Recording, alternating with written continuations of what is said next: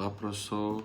Meu nome é Rondinelli, eu sou aluno de Física 2 e vou falar um pouco sobre a Lei dos Gases. Valeu. Então, professor, eu falarei um pouco sobre a Lei dos Gases, que em sua maioria ela é aplicada para os gases ideais, que são aqueles gases que têm a coligação de suas partículas totalmente elástica.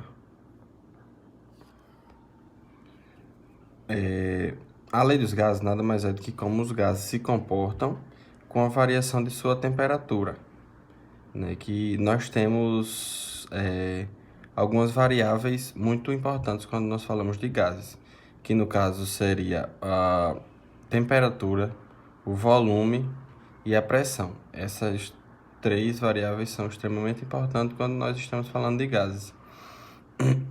E a lei dos gases deu-se quando os cientistas resolveram fazer alguns experimentos com gases, mantendo a sua pressão estável, que ele fazia de acordo com esse experimento aqui. O que eles faziam era isso: eles pegavam um recipiente com um gás qualquer, né, e submetiam a uma pressão constante. De qual forma? Eles botavam meio que um pistão aqui com um pezinho. Então, eles deixavam essa pressão constante e ia aumentando a temperatura. No caso, eles obtiveram. E através de vários experimentos, eles obtiveram que esse gráfico aqui, né? No caso, seria um gráfico que nos diz que quanto maior a pressão, menor seria a temperatura, ou o volume. Quanto maior a pressão, menor seria o volume com uma temperatura constante.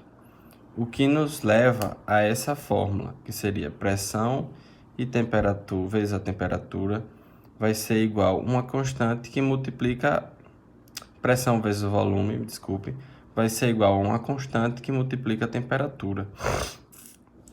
Quando nós mantemos a nossa pressão, o volume e a temperatura estável, nós vamos perceber que essa constante ela depende da quantidade de gás que nós temos em determinado recipiente.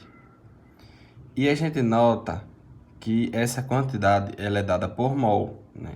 Todos os cientistas descobriram isso, o que leva a essa nossa fórmula, que é a pressão vezes o volume, vai ser igual o nosso N, que seria a nossa massa dividido pela quantidade de mol, que multiplica a constante dos gases, multiplicando a temperatura. Essa é a nossa fórmula da lei dos gases, que também pode ser chamada de lei de Clapeyron. E a lei dos gases, ela deu origem a vários desenvolvimentos para a nossa humanidade, como o desenvolvimento do pistão e o desenvolvimento das máquinas a vapor, como várias outras coisas, né? E com o passar do tempo, nós entendemos que essa quantidade de matéria, ela nada mais é do que a quantidade de partículas que nós temos. E isso nos leva a um novo tópico. Nós chegamos até o número de Avogadro, que vale 6 vezes 10 a 23. Se nós aplicarmos a fórmula PV igual a N, onde N seria o número de moléculas dividido pelo número de Avogadro vezes a constante dos gases vezes T, nós obteríamos outra fórmula que nós poderíamos dividir o R pelo número de Avogadro, que nós teríamos uma nova constante K, chamada constante de Boltzmann. Assim, nós poderíamos ter outra forma de descrever as leis dos gases, que seria PV igual a NKT, onde T tem que ser expressa em valores absolutos, pois quando T for zero, P também tem que ser zero. Outro tópico quando nós estamos falando sobre a lei dos gases é a teoria cinética. Nós temos aqui um recipiente com gás e nós temos uma temperatura T, uma pressão P, um volume V e um número de partículas N. Onde P é a transferência de momento por partícula, nós queremos saber qual a pressão que o determinado gás faz em vamos dizer, um pedaço da parede que o armazena em um determinado intervalo de tempo. Essas partículas, elas teriam uma massa m. Então, a partir daqui, nós poderíamos determinar uma fórmula que nos dê a pressão sofrida por esse pedaço aqui, no caso do recipiente, que a pressão exercida pelo gás nesse pedaço do recipiente, né? Nós temos que cada partícula, ela vem numa velocidade v, x, nós assumimos que esse eixo é o x, então cada partícula vem numa velocidade gc, x, com uma massa m. Então, nós teríamos uma formulazinha aqui de pressão, que seria m vezes vx. Também assumiríamos que ela batia na parede e voltaria, né, com uma colisão elástica. Então, nós teríamos que essa pressão de cada partícula seria 2 vezes mvx. Só que a gente precisa saber quantas partículas bateriam nessa parede em um determinado tempo, para poder saber qual a força que agiria nessa aqui.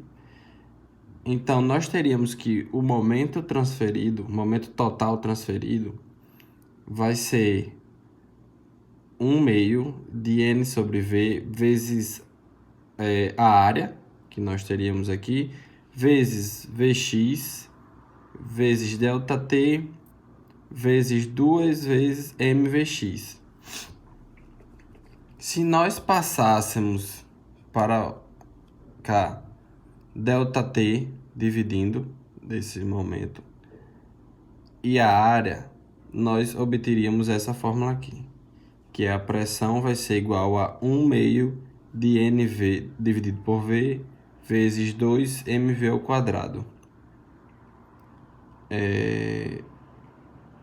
Se nós levarmos em conta que o gás ele tem velocidade em todas as direções, nós teríamos que V ao quadrado é igual a Vx ao quadrado mais Vy ao quadrado mais Vz ao quadrado, que nós também poderíamos escrever de tal forma 3Vx ao quadrado, sabendo que Vx, Vy e Vz elas são iguais.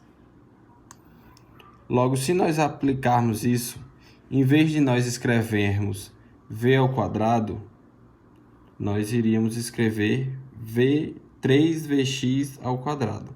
Logo, nós obteríamos a fórmula PV igual a N de 1/3 mv ao quadrado, que também poderíamos escrever PV é igual a N, que multiplica 2/3, que multiplica mv ao quadrado sobre 2. Se a gente, no caso, multiplicar por 2 e dividir por 2 aqui. Nós notaríamos que isso nada mais é do que a energia cinética. Então, essa fórmula aqui, se a gente for para aquela nossa fórmula de que PV é igual a NKT, nós teríamos que essa parte aqui seria igual à energia cinética, que seria igual ao NKT. Então, também nós teríamos que NKT vai ser igual a 2/3 da energia cinética, que nada mais é do que KT.